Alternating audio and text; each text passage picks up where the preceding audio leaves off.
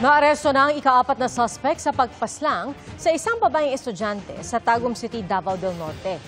Susi, sa pagkakakilanlan ng mga suspect ang kuha ng CCTV ng kapitbahay ng biktima kung saan sila nahagip. Nakatutok si Argel Relator ng GMA Regional TV.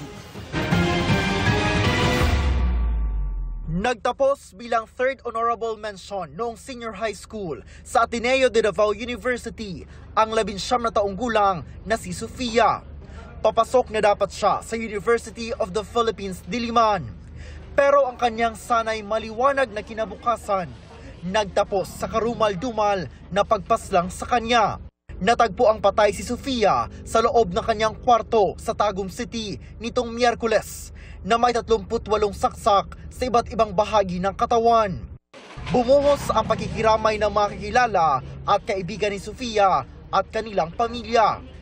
Naaresto sa Davao City ang ika-4 na suspect. Nakuha sa kanya ang isang baril na walang kaukulang dokumento. Na-inquest na ang 3 unang naaresto na pawang mga minor de edad.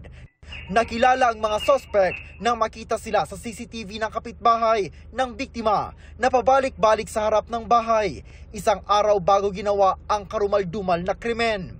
Hindi na nagbigay ng pahayag ang mga magulang ng biktima. Mula sa GMA Regional TV at GMA Integrated News, Argel Relator, nakatutok 24 oras.